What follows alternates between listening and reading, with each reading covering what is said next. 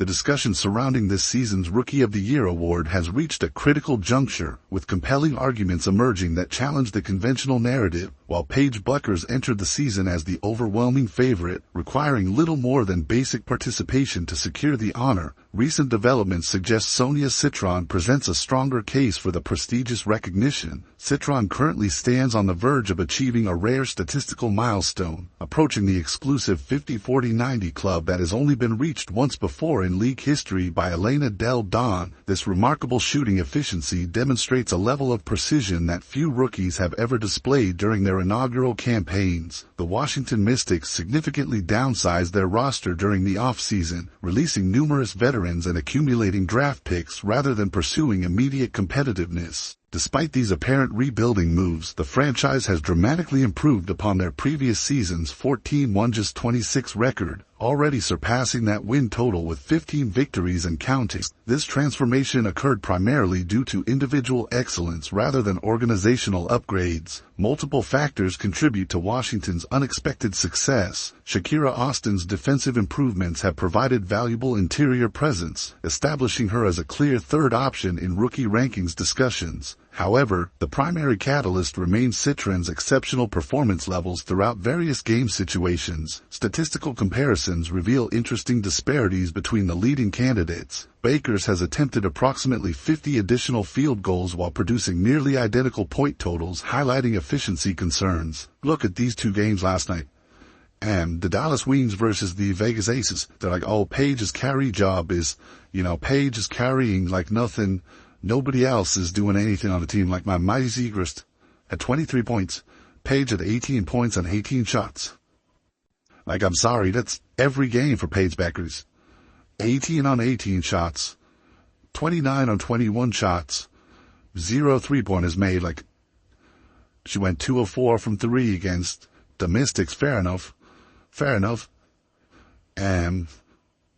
Critics argue that Citron operates as Washington's primary offensive option, particularly during crucial fourth-quarter moments when games are decided. Bueckers' three-point shooting struggles have become increasingly apparent throughout recent contests. Her shooting percentages from beyond the arc remain concerning, with multiple games featuring 0 made three-pointers despite numerous attempts. Recent performances include challenging shooting nights where efficiency suffered significantly. Conversely, Citron has demonstrated remarkable consistency, particularly during high-pressure situations. Her fourth-quarter scoring averages since the All-Star break have established her among the league's most reliable clutch performers.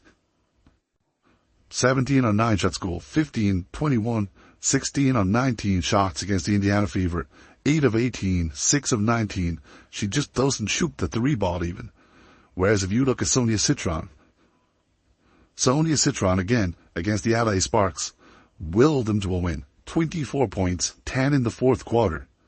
She's been the best fourth quarter player in the WNBA this year. She's averaging 20 a game since Brittany Sykes is gone, which is the All-Star. Recent games showcase this reliability, including a 24-point effort against Los Angeles with 10 fourth-quarter points that secured victory. The defensive comparison further favors Citron, who regularly guards opposing teams' primary scorers while maintaining offensive productivity. Her size advantage and defensive versatility provide additional value beyond statistical contributions. Meanwhile, questions persist regarding Bueckers' defensive impact and overall team improvement correlation. Team success metrics present perhaps the strongest argument for recognizing Citron's contributions. Dallas Wings entered the season with higher expectations than Washington, yet their record reflects minimal improvement despite Bueckers' presence. Notably, some of Dallas's most impressive victories occurred without their rookie sensation, suggesting limited individual impact on team performance. Washington's improvement directly correlates with Citron's availability and performance levels.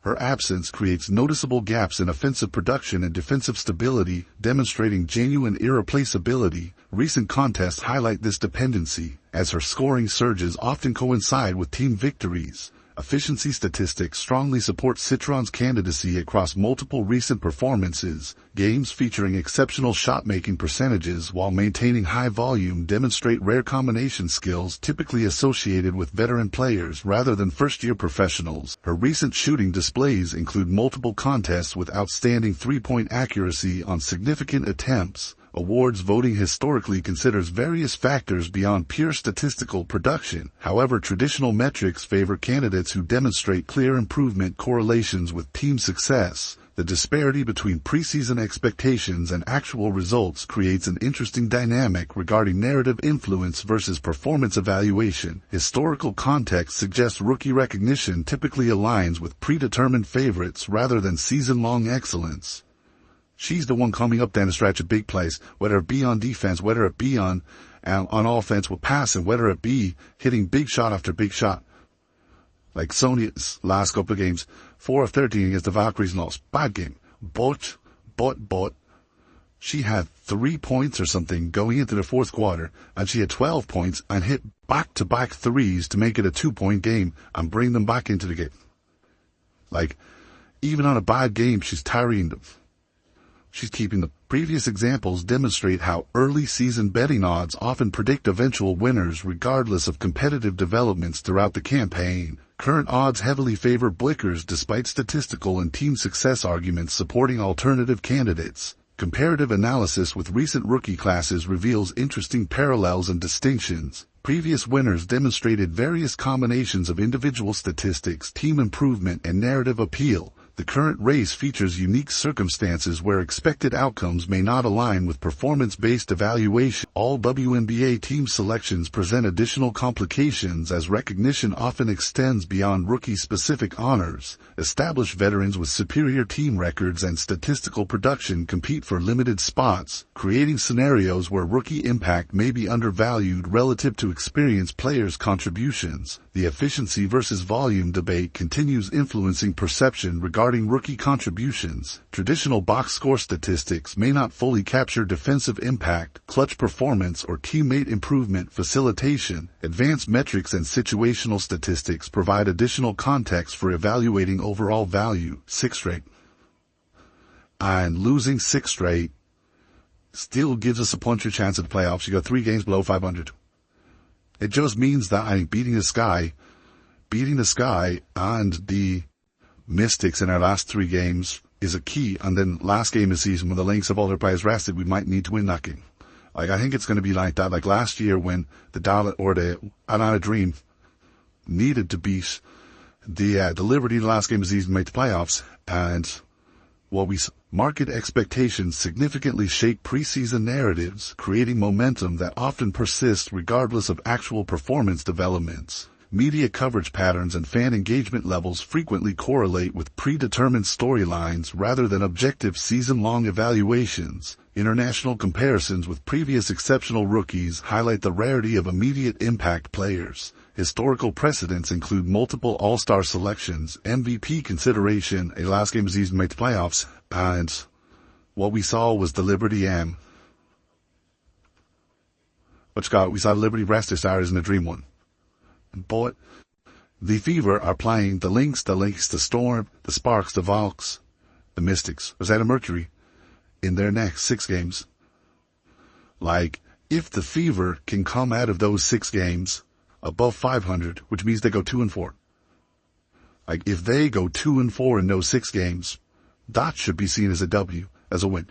Despite compelling statistical and team success evidence supporting alternative candidates, established narratives often maintain influence throughout entire seasons. Ultimately, this discussion illuminates the complex relationship between individual excellence, team success, and awards recognition in professional basketball. The tension between expected outcomes and actual performance creates fascinating debates about merit-based evaluation versus narrative-driven decision-making. The current discussion centers on whether Indiana should pursue playoff contention or consider strategic positioning for draft lottery benefits. Recent results suggest the team remains firmly within playoff consideration, positioned equally distant from third-place standing as for missing postseason entirely. Current playoff mathematics indicate Indiana needs only avoid losing all remaining contests against Vegas, Seattle, and Los Angeles to secure postseason participation. Yesterday's victory over Connecticut, despite the opponent's 6-27 record, represents meaningful progress given the team's recent struggles. Even a 6-game losing streak would maintain reasonable playoff chances, requiring the team to finish just 3 games below .500.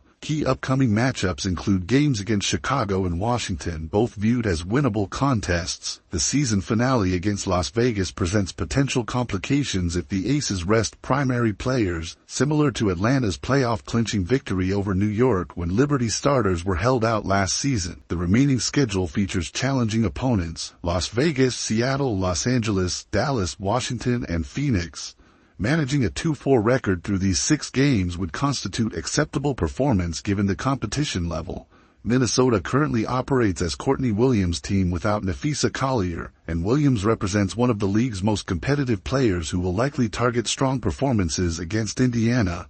Both Seattle and Los Angeles desperately need victories for their own playoff positioning, potentially creating 4 consecutive defeats before facing Dallas in their home venue, where victory appears uncertain. Draft positioning analysis reveals intriguing possibilities if Indiana opts for lottery participation. As of right now, they are predicted to draft Garzon from Maryland. I don't think Garzon's a bad shot.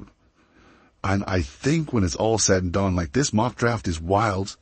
I mean this when I say this. There is no way our farm is dropping to 7. Like, our farm is, if you look at any actual mock draft, this is just on tankathon.com based on names, any actual mock drafts, our farm's won. Like, the mock, in my opinion, the draft starts after our farm. Current projections suggest Maryland's Garzon as a potential selection, though mock draft accuracy varies significantly. Most credible evaluations place Alfam as the consensus first overall pick, with the actual draft beginning after her selection. Alfam's credentials include starting center duties for Spain's national team, an impressive Eurobasket performance, including approximately 20 points against France in semi-final action. Her professional readiness appears undeniable, making her the clear top choice regardless of team needs. Las Vegas, holding the second pick, would likely select Lauren Betts, though her immediate impact remains questionable. The draft starts after Alfam at 1. She's gone 1, and it is hilarious. I always find it hilarious that I didn't even realize that I've coached against her brother. Like, her brother was playing over in Ireland from the time he was about 16. I had no idea of that. I had no idea that. It was just, I saw her being listed as Awa TM, and I'm like, oh, Talifam TM. Sure, surely they're related. I was like, yeah, they were. But she's done 1. She's gone 1, it's a given. She's starting center for Spain. She might serve as a situational player rather than starter, potentially behind Jessica Shepard if healthy. Seattle at 3rd would probably choose between Paige Johnson and Olivia Miles, while Washington would definitely select Miles if available. Chicago, controlling Connecticut's pick, presents unpredictable decision-making given their management history. They might select either Garzon or Assi Fudd, creating uncertainty throughout the top 5 selections. Latson could potentially fall outside the top 5, though Garzon dropping to Indiana's 10th position appears unlikely. Her archetype as a lengthy shooter with defensive capabilities mirrors last year's Sonia Citron selection, players whose college performance exceeded expectations but whose professional translation seemed obvious in retrospect. Indiana's draft strategy should prioritize best available talent over specific positional needs, with exceptions for Betts and Miles. Miles presents questionable fit alongside Clark, requiring dominant ball handling that conflicts with Clark's optimal usage. Better complementary options would include players like Julie Alamont or Grace Burgers, pass-first guards who facilitate rather than create. The Mario Chalmers versus Steve Nash comparison illustrates the preference for supporting rather than competing ball handlers. Now, be a situational player. I think she might not even be the first big off the bench with Jess Shepard if Jess Shepard comes back. I think they'll take alarm bets though. Let's just say 3 then Storm. I think the Storm are more likely to take a Flaude and take Olivia Miles. The Mystics, yes, the Mystics will take Olivia Miles, which is there. The Sky with the Connecticut pick. Knowing this GM, they're probably going to take guys up. Paige Johnson represents an ideal selection if available, offering dynamic scoring that would thrive in Indiana's system. 5th position likely provides access to Johnson, Tia Latson, or similar talent levels. Latson offers Kelsey Mitchell-esque scoring ability with Kennedy Carter explosiveness, potentially serving as an immediate bench contributor rather than starter.